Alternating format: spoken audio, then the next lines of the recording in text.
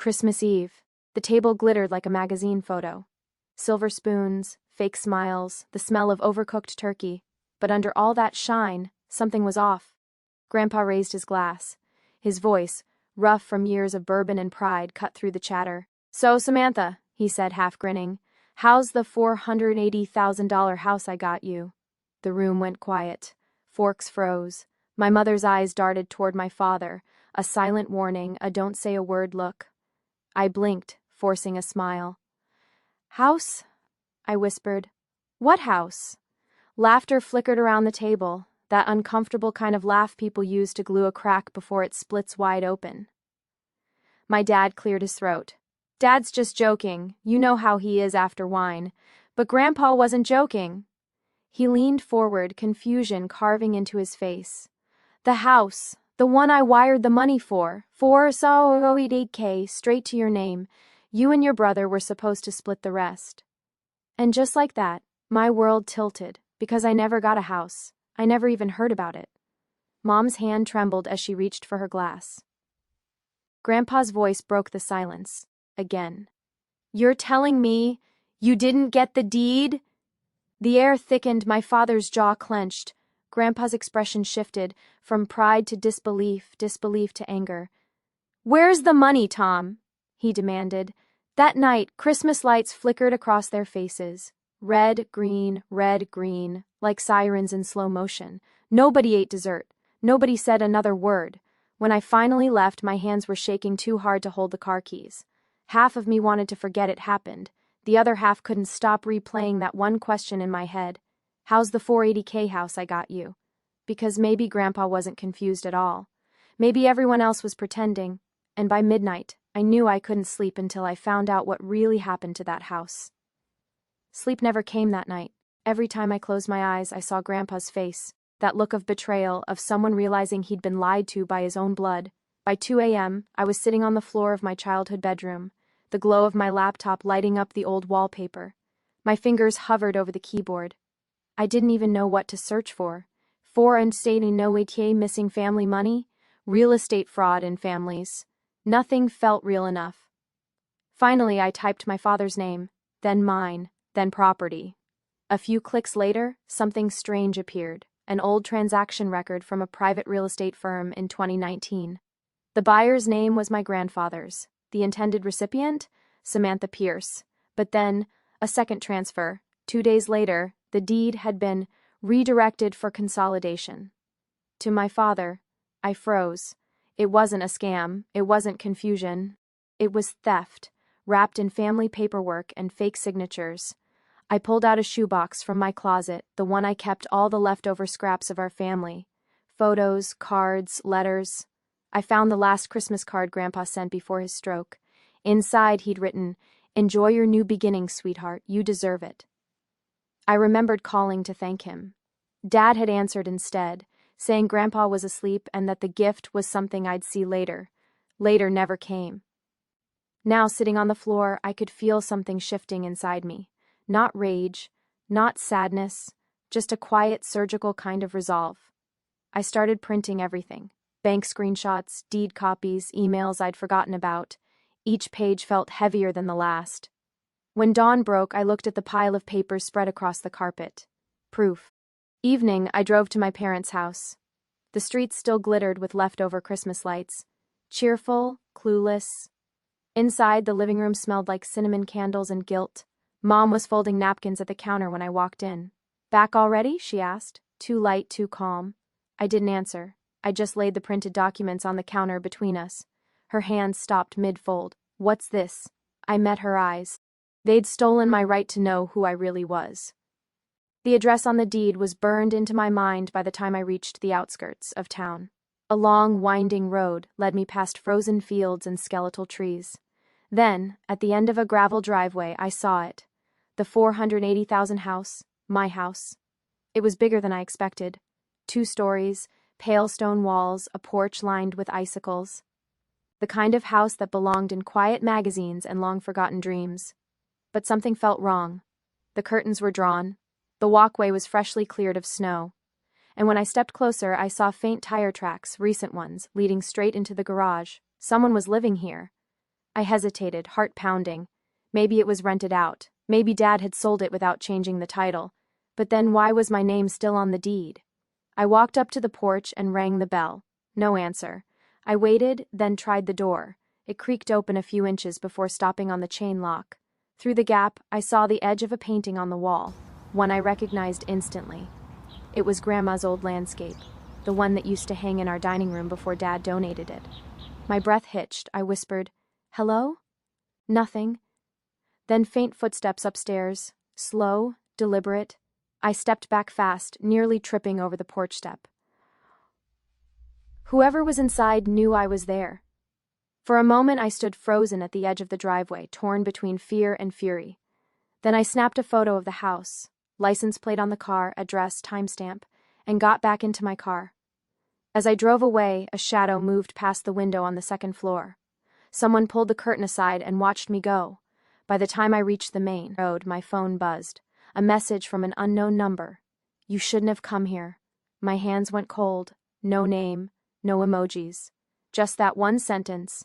And suddenly I knew this wasn't just about money anymore. Someone had turned my inheritance into a secret, one they were willing to protect. I sat in my car on the side of the road for a long time, the message glowing on my phone screen. "You shouldn't have come here." No number saved, no profile picture, just 10 digits that felt like a threat. I copied it, ran it through a reverse lookup site. The results took a minute to load, each second heavier than the last. When the page finally flashed up, my stomach dropped. The number was registered under a corporate account. Pierce Holdings, Inc., my father's company. For a few seconds, I just stared at it, my reflection warped in the cracked screen. Then I laughed. Not because it was funny, but because it was so perfectly cruel. They hadn't just stolen from me. They were monitoring me. I opened the car's glove box, found an old notebook, and started writing everything down. The call time, the address, the name. If this was a game, I was done playing by their rules. Back home, I went deeper. Company records, employee lists, even archived web pages. That's when I saw it, 6 months after Grandpa's funeral. Pierce Holdings had quietly acquired a subsidiary called White Birch Realty, the same firm that handled Grandpa's property transfer. My pulse quickened. It was all connected. The deed, the forged transfer, the false trust hold. Dad hadn't just redirected the money, he'd built a shell company to hide it. I clicked through to the property management records. Under current occupant, the name was blurred out, listed as private lease. But the billing address told me everything. My parents' home address. They were collecting rent on the house that was legally mine. I stared at the screen until my vision blurred, that quiet anger from before turning into something sharper. Something that could cut. The phone buzzed again. Another message. "Stop digging, Samantha. You don't know what you're doing." This time, I didn't freeze. I smiled. Then I typed back slowly. "You're right. But I'm about to find out." And for the first time in years, I felt awake. The next morning, I walked into Pierce Holdings dressed like I belonged there. Black coat, neat hair, calm face. Inside, the lobby smelled of polished wood and corporate silence. Dad's assistant looked up, startled. "Miss Pierce, your father's in a meeting." I smiled. "Good, I'll wait." 5 minutes later, the glass door to his office swung open. Dad stepped out, all charm and authority. "Samantha," he said, eyebrows lifting, "you could have called. I figured this conversation deserved eye contact." His jaw tightened. "Let's talk inside." The door clicked shut behind us. His office looked the same as always. Tidy shelves, photos of golf trips, a framed family portrait that suddenly felt like a lie. "So," he said, taking his seat, "what's this about?" I placed my phone face down on the desk, already recording. "It's about the house, the one Grandpa bought for me." A flicker crossed his eyes. Gone in a second, but I caught it. He leaned back, sighing. "That again? Sam, your grandfather was confused. You know that. He wasn't thinking clearly." "Funny," I said. "Because I have a letter he wrote me, his handwriting, his signature. He was very clear." His smile froze. I continued, "And the company that handled the transfer? White Birch Realty, a subsidiary of this company, registered 6 months after the funeral." He stood up slowly, voice low and deliberate. "You need to stop reading things you don't understand." I met his gaze. "Then explain it to me." Silence. You moved the deed, I said. You rerouted the money, and now someone's living in that house, paying rent to your home address. For a moment, his mask cracked. Who told you that? I tilted my head. Does it matter? He slammed his hand on the desk, the sound echoing off the glass walls. You have no idea what that house cost this family, he hissed. Apparently $480,000, I said softly. We stared at each other, years of silence collapsing between us. Then I picked up my phone and ended the recording. Thanks, Dad, I said, turning for the door. You just gave me exactly what I needed. By the time I got back to Richard Holloway's office, the clouds had turned heavy and gray. The air smelled like snow again, the kind of silence that feels like it's holding its breath. He looked up from his desk as I walked in. I was hoping I'd hear from you again, he said quietly. You found something, didn't you? I nodded, pulled out my phone and played the recording. For 3 minutes, the room filled with my father's voice. Calm, then sharp, then cracking. When it ended, Holloway leaned back, exhaling slowly. That, he said, is enough to start a legal inquiry. But before we do that, there's something you need to see. He reached into a filing cabinet, flipping through a stack of old folders until he found one sealed with a blue ribbon. This was part of your grandfather's final estate file. It was labeled Addendum, to be revealed only if Samantha inquires. I blinked. He actually predicted this? Holloway smiled sadly. Your grandfather knew his son too well. He opened the folder and slid a single sheet of paper toward me, at the top, in my grandfather's neat handwriting. He probably assumed those shares were buried with your grandfather's estate. But they're yours, Samantha. They've always been yours. I sat there stunned, the paper trembling between my fingers. The house wasn't just a gift. It was the key to everything they'd built on lies. And for the first time I realized, this wasn't just about reclaiming a home. It was about taking back power. That night, I couldn't sleep. The claws sat on my desk like a live wire. One sheet of paper powerful enough to flip my entire family upside down. Controlling interest in Pierce Holdings. It sounded impossible. Yet every line of my grandfather's handwriting was undeniable. For years, I'd watched my father run that company like a kingdom. The boardrooms, the speeches, the charity events that smelled more like damage control than goodwill. He was always the man in charge. But now I knew the truth. He was standing on ground that was never really his. I spent the next few hours doing what he never expected me to do. Reading old shareholder agreements, public filings, board minutes. Buried inside the fine print, I found Grandpa's proxy signature, the one that gave him silent voting power even after retirement. And when he died, that proxy transferred to a name listed as S. Pierce. Mine. By dawn, I had a plan forming, not revenge, not yet. Just precision. Step 1, secure proof. I called Holloway. I need certified copies of everything, I said. The clause, the proxy, the deed. All of it. He didn't ask why. He just said, be careful who you trust. Step 2, gather allies.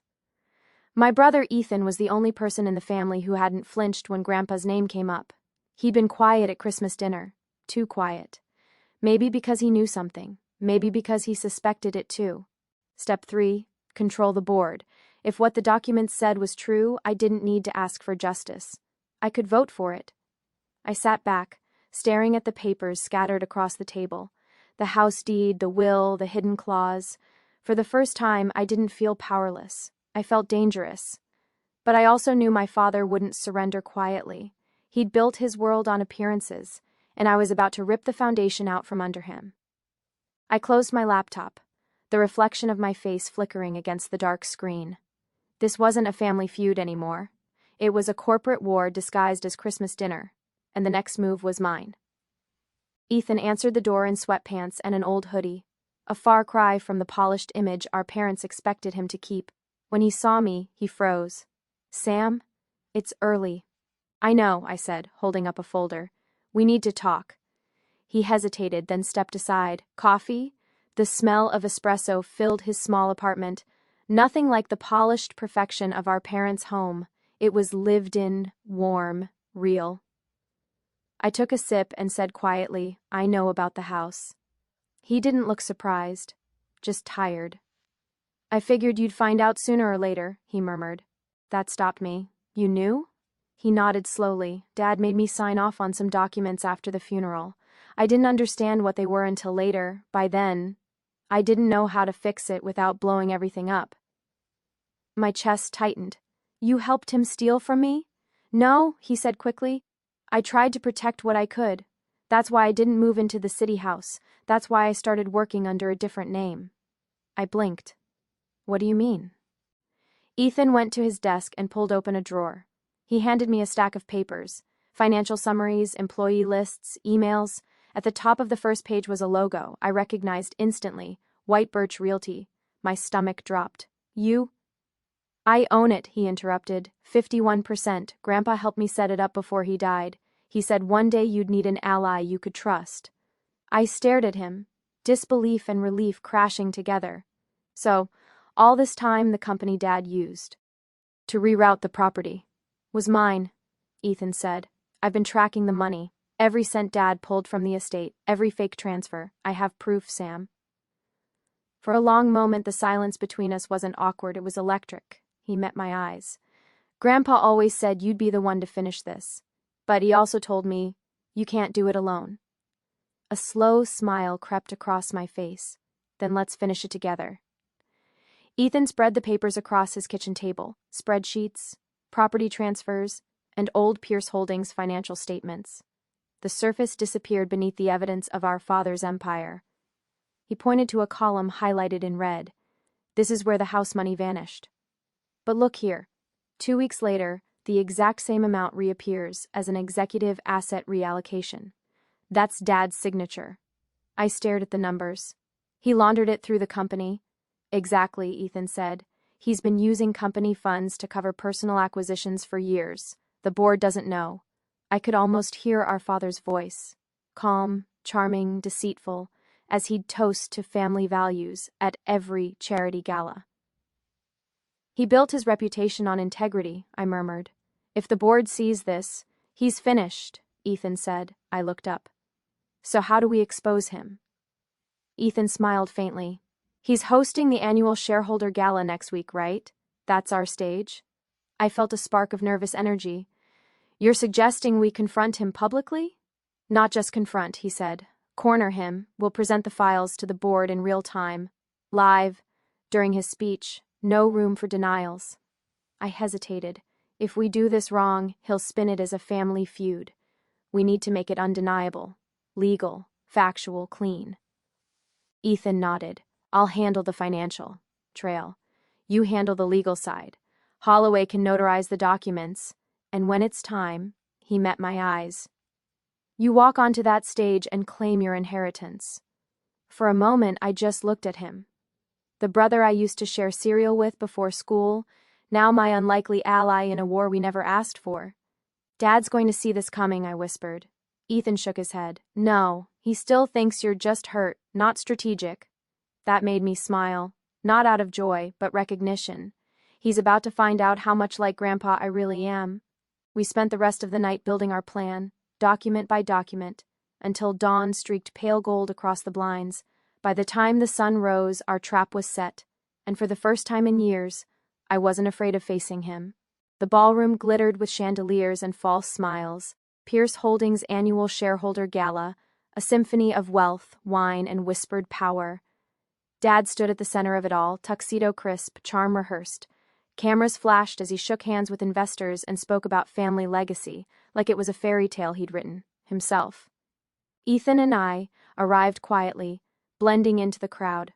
My heartbeat was steady, too steady, the calm before the storm. Holloway waited near the back, a folder tucked under his arm. Inside it, certified documents, the hidden clause, and every piece of proof Ethan had gathered. Dad took the stage, smile gleaming under the lights. Ladies and gentlemen, he began, it's been a year of triumphs. Together, we've expanded Pierce Holdings beyond what my father ever dreamed. My jaw tightened. My father, he continued, voice rich with self-importance. And as we honor his memory, we also celebrate the family values that built this company. That was my cue. That was my cue. I stepped forward. My heels echoed against marble. Against marble, sharp enough to slice through the room's polite applause. Heads turned. Whispers rippled. Dad's smile faltered. Samantha? I climbed the small stage, every step deliberate. Since we're honoring family, I thought I'd share something our father left behind, I said calmly, glancing at the audience. A piece of his legacy that's been misplaced. Ethan joined. Me, carrying a slim black folder. He placed it on the podium beside our father's speech. Dad's tone hardened. This isn't the time or the place. On the contrary, I said, it's exactly the time and the perfect place. I opened the folder, revealing the notarized clause. The Pierce Holdings logo shimmered under the light. Light. This document, I said clearly, was written by our grandfather. It grants controlling interest of this company, not to you, Father, but to me. Gasps fluttered across the room. Board members shifted. Reporters' pens froze mid-scribble. Dad's face drained of color. You don't know what you're talking about. Ethan stepped forward, voice firm. We also have proof of financial manipulation, funds redirected from company assets into personal accounts, including the $480,000 property meant for Samantha. The room went dead silent. One of the board members, an older woman with sharp eyes, spoke up. Mr. Pierce, is this true? Dad opened his mouth, but nothing came out. His eyes darted from me to Ethan, then to the papers now being passed down the table, each signature an indictment. I leaned closer, my voice low enough for only him to hear. Grandpa always said you could fool everyone but the truth. Tonight, the truth finally caught up. He straightened his tie, eyes glassy, then stepped off the stage without a word. The applause didn't start immediately. It began hesitantly, one clap, then another, until the sound filled the room like thunder. I didn't smile. I just looked out at the crowd, steady and silent. For the first time, Pierce Holdings truly belonged to the right hands. The morning after the gala, the world felt eerily quiet. News outlets were already running the story. Pierce Holdings faces internal power shift amid allegations. Stockholders demanded meetings. Lawyers called non-stop. And through it all, I sat in my apartment, the sunlight creeping across unopened champagne glasses from last night. I should have felt victorious. Instead, I just felt hollow. Ethan arrived with 2 coffees, setting one down beside me. You did it, he said softly. I gave a faint smile. We did it. He sat across from me, studying my face. He'll fight back, you know. He won't let go easily. I know, I said. But the difference is, now he has to fight on my terms. We sat in silence, the weight of years between us. For the first time in forever, we weren't just siblings linked by shared pain. We were allies bound by survival. My phone buzzed, unknown number, a message popped up. I'd like to see you, alone, Mom. Ethan frowned. You don't have to. I think I do. I found her waiting at the old family house. The one with the tall oak in the yard and the windows that always smelled faintly of cinnamon. She stood by the fireplace, scarf draped around her neck, hands trembling slightly. You embarrassed your father, she said without turning around. He embarrassed himself, I replied quietly. She finally looked at me, tired, older, but not cruel. You think power fixes everything, Samantha? That company broke your grandfather, it will break you too. I stepped closer. You knew about the house, didn't you? She hesitated, and that pause was enough. I thought it was for the best, she whispered. Your father said you weren't ready, that it would ruin you. My throat tightened. He already ruined enough. Her eyes glistened, tears she refused to let fall. You have his strength, but don't take his pride. Promise me that. For the first time, I saw something raw beneath her calm. Guilt, maybe even love. I don't want to destroy him, I said. I just want to stop pretending he's something he's not. She nodded slowly, her voice breaking. Then you've already done what none of us could. When I left, the air outside was sharp and cold, carrying the faint scent of pine. I looked back once at the house, the place where everything started and everything ended, in.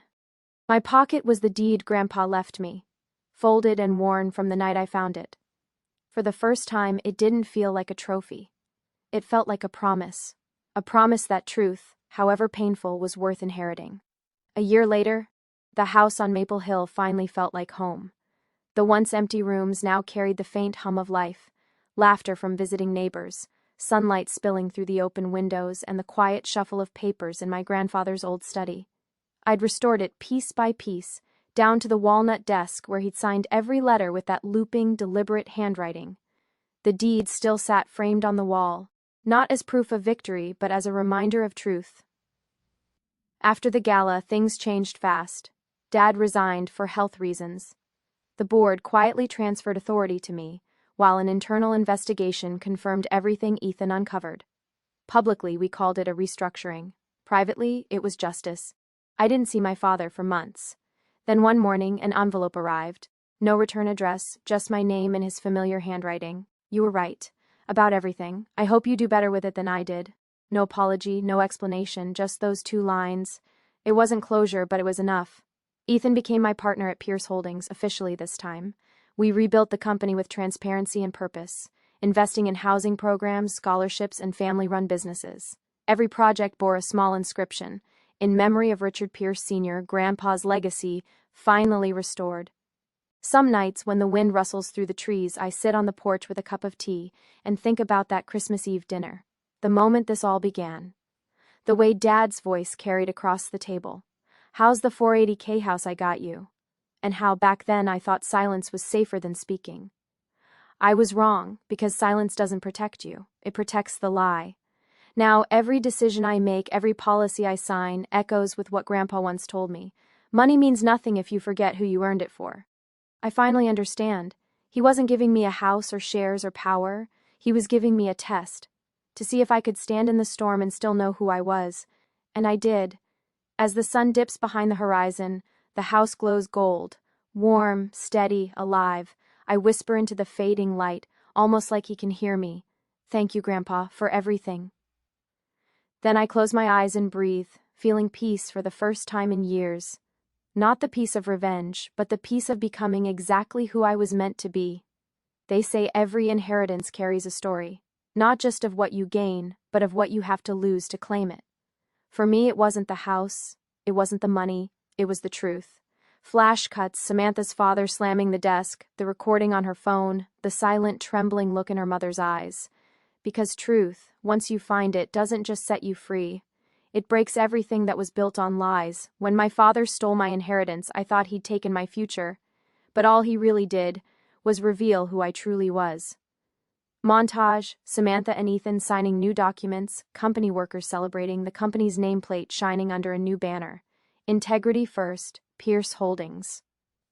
I learned something standing on that stage, staring down the man who once taught me to fear silence. It's that justice doesn't always roar. Sometimes it whispers. In documents, in truth, in the courage to finally say, enough. Camera pans over the estate at dawn. Snow falling softly, the wind echoing faintly like memory. My grandfather once said, "Wealth doesn't define legacy, character does." Now I know he wasn't talking about business. He was talking about me, because legacy isn't something you inherit, it's something you earn back.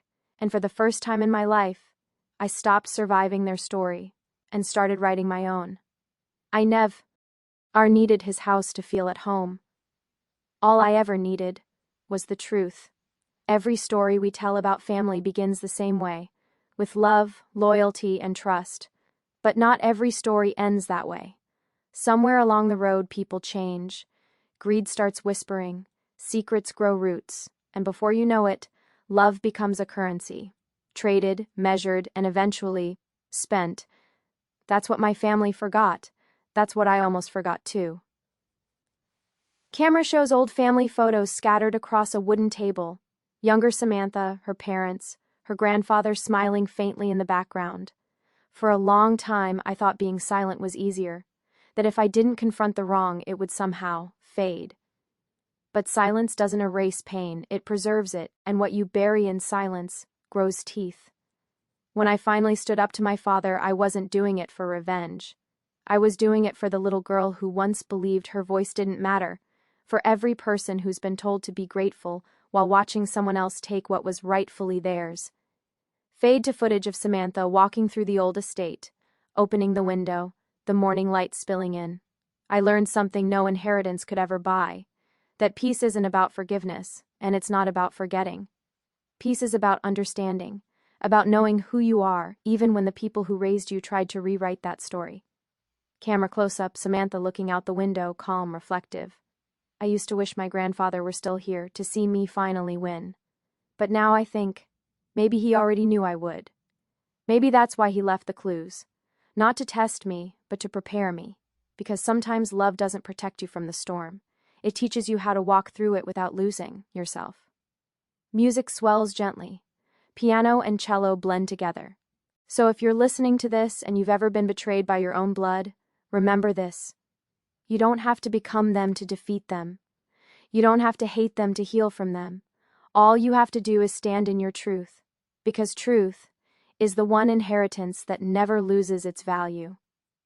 Final fade, the camera pans over the family estate one last time. Light snow falling, a single window glowing warmly. Some stories don't end with revenge.